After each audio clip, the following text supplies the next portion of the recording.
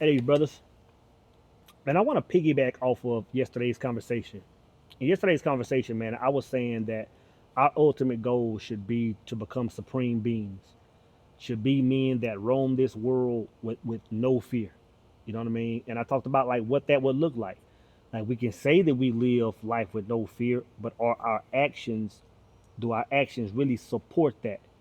Like in other words, do we actually move and roam throughout this planet as if we are source energy? As if every single thing we touch turns to gold, man. And I said again, in order to get to that point, it takes us spending a lot of time in solitude, a lot of times in silence, in darkness, right? And today, man, I want to talk about why that darkness. I want to talk about why that darkness must be home. Like it must be where we spend the far majority of our time, and it must be. But I'm telling you this, it must be the most precious thing to us, whatever we call it, man. Darkness, silence, that sanctum, that holy place.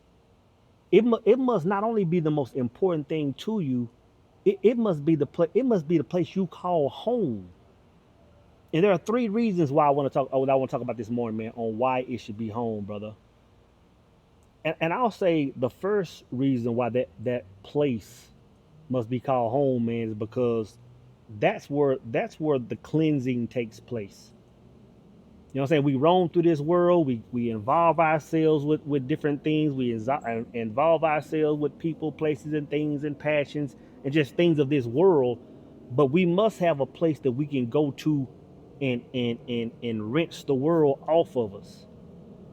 We must go to that place, man, where when things are not aligned with walking with source, we must have a place that we can retreat to, man, to get back right.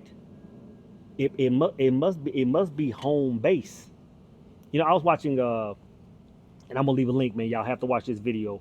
One of my brothers in the power circle, man, started a has a newer YouTube channel, dropping gems, man. And he was saying in his video yesterday, he was talking about like even just sitting in that destruction, like even when the world is crumbling, like we always talk about, man. Just understand that you're standing in that sacred place, and understanding that it's all to the good. That's one thing about living from that space, man. It's like regardless of what we see going on, regardless of what's taking place, if you can find your way back home, if you can find your way back to that Psalms 91 covering, brother, you can just let the world fall because you're in that safe space. So that place must be home, man. Because that's where the cleansing takes place. That's where the resurrection takes place. Like when I say, man, we must go there to get our marching orders, but that's that place you go to, man, when you've done it all. You swung for the fence, and you're still coming up short. You don't know what else to do. You go there for your instructions, bro. You go there for your instructions, man. That's where you go to get whatever means is needed to get up out of the mud, or to elevate, to expand. Like that's where that constant communication with source is, bro.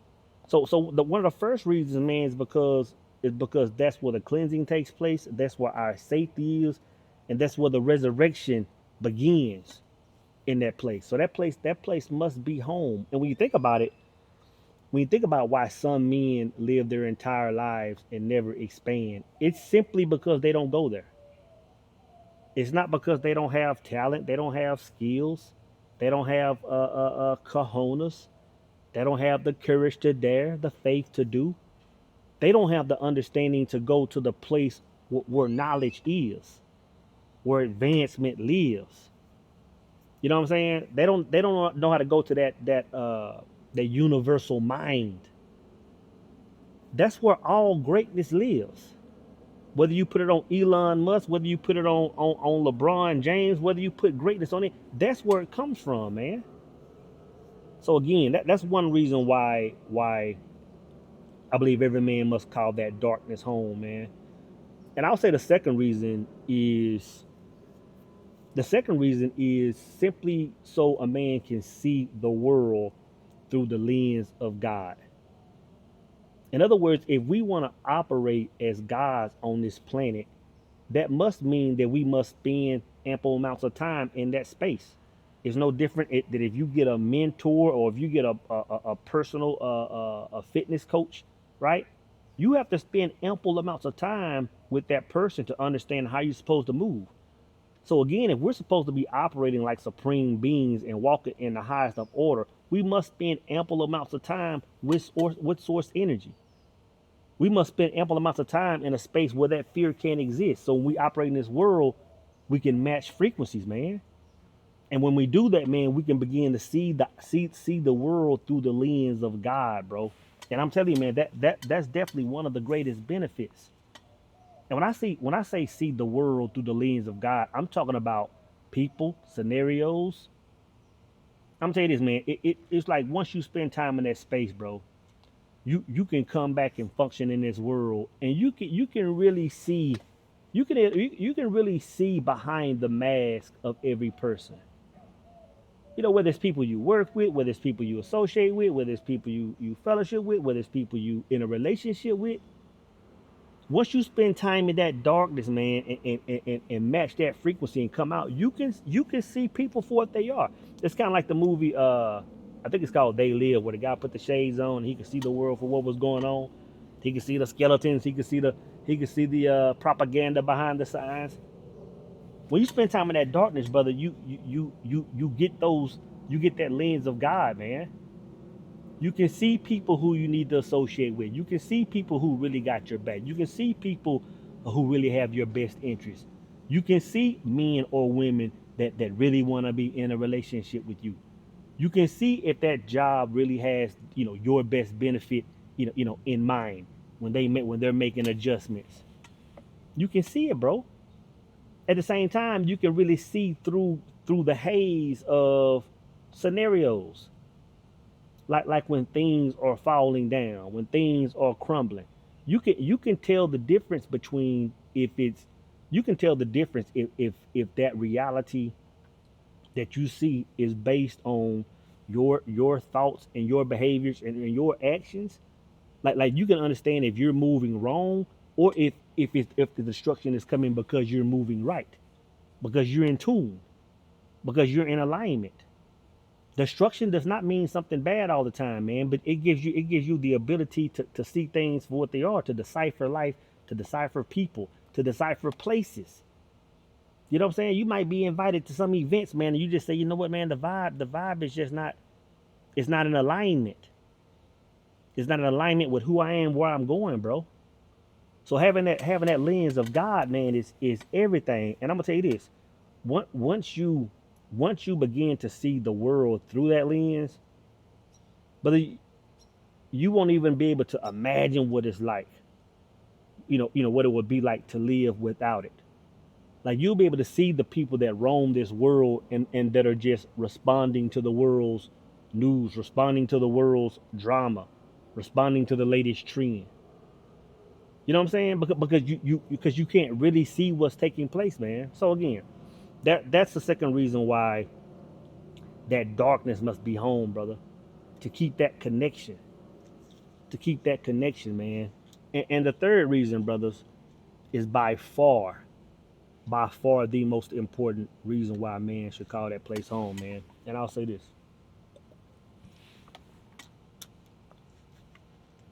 It's to avoid death. It's to avoid death, man. And I'm gonna tell you, this is one that I pondered on, man, for several years, man. And when I say I pondered on it, what I mean is I can remember the first time I read in the Bible, where when the messenger, when Jesus was saying, "Hey, you know what? There are some amongst you. There are some amongst you that shall not taste death." You know what I'm saying?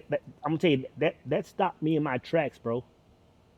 I believe the messenger was talking to his disciples. He was talking to a group of people. I don't know who he was talking to exactly, but he said there are some of you that shall not taste death.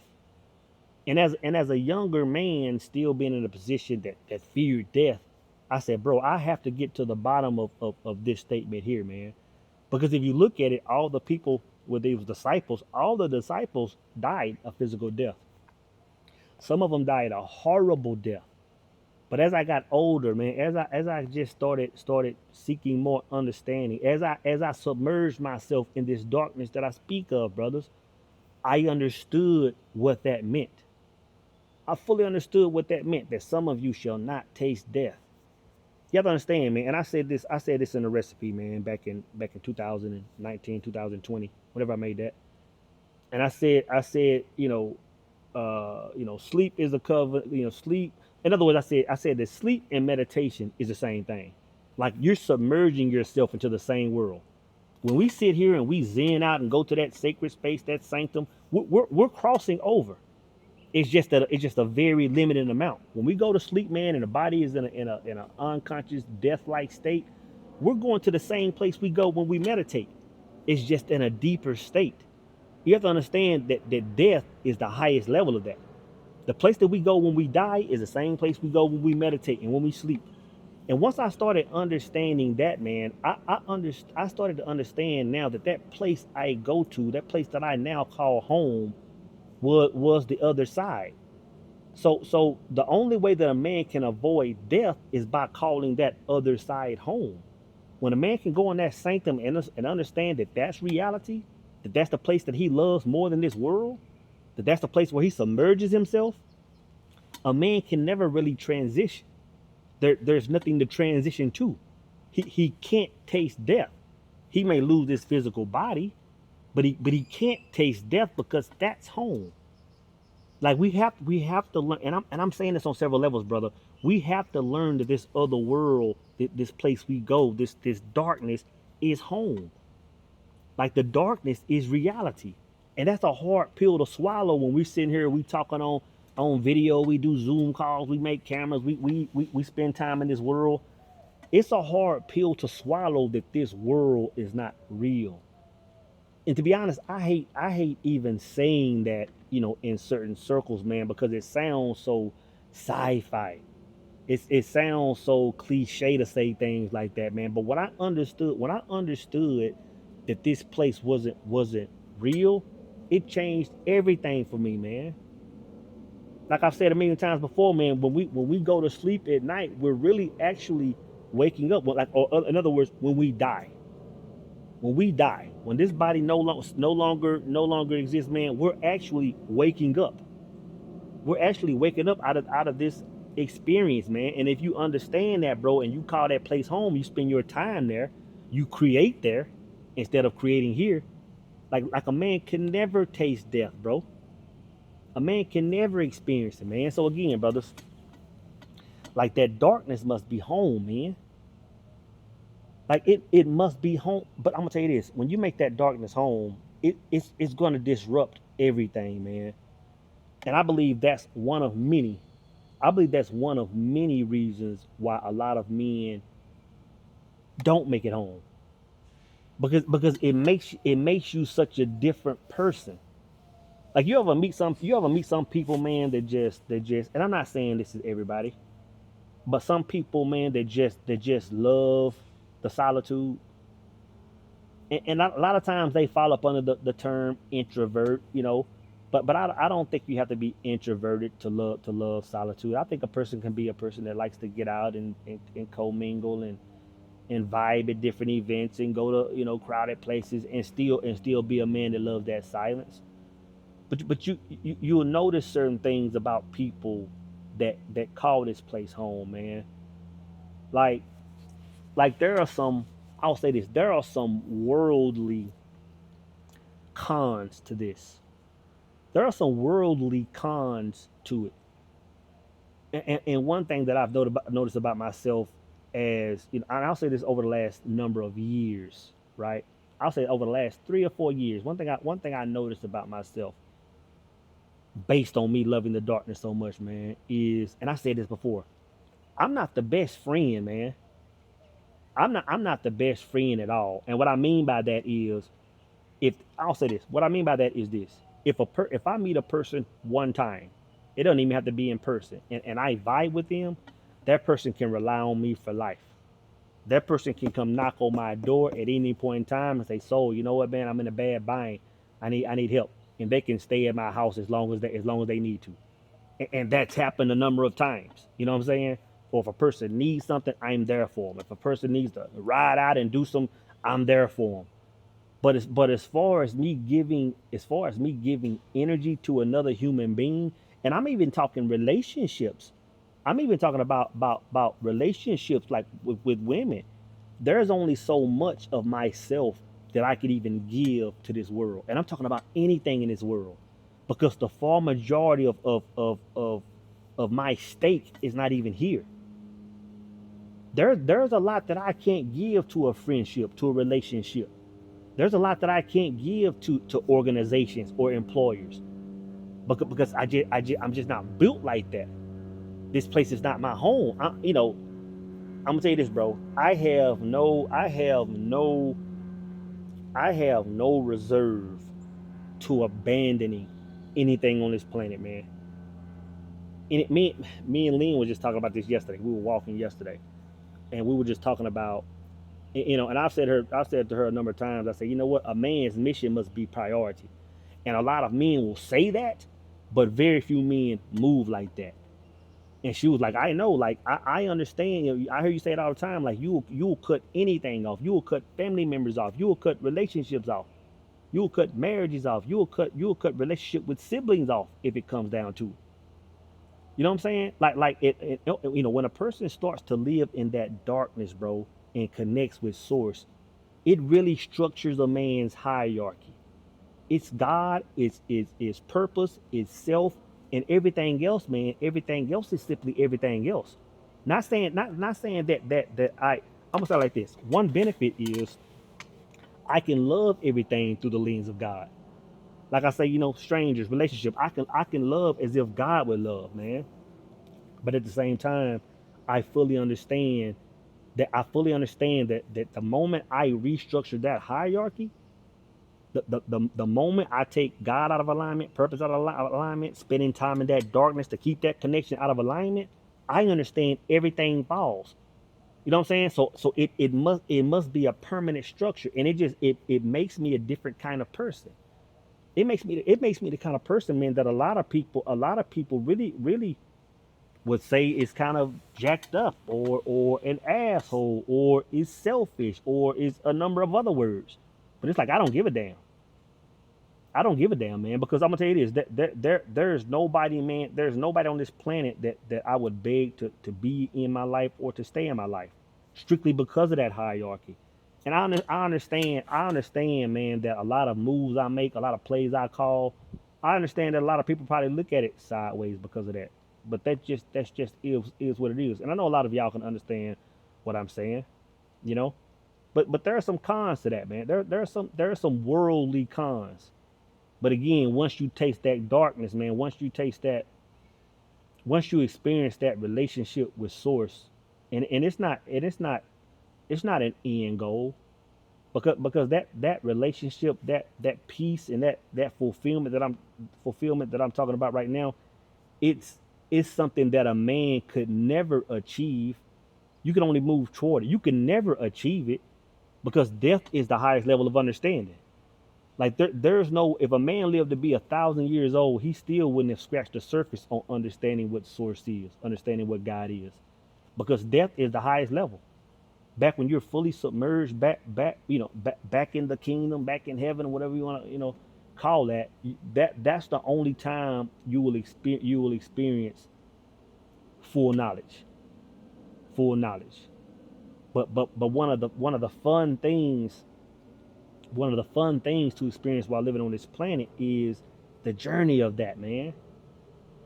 The journey toward that high of knowledge. You know what I'm saying? Like that's the high, the journey of going through difficult times to use the knowledge that you have to get over that mountain. That's the fun part of life, man. Like in the back of in everybody's mind, it seems like we desire to get to the perfect level of health, the perfect level of finances, the perfect level of relationships, just so we can wake up and live a life of bliss. But nobody really wants that. As much as you think you want it, nobody really wants it, man. So understand, man, that when life is life, and understand that this is part of the game, man. Understand that the ultimate goal is to one, know who we are, and to face it, like I said yesterday, as supreme beings. Face those problems as supreme beings, man. Like when it's all said and done, and we look back, man, those are the things we'll be proud of, man. That's understanding that we stood in the face of adversity as God, man. And I'm gonna tell you, the only way to get there, man, is to spend time in that darkness, to spend time in that silence, to spend time in that solitude, brothers.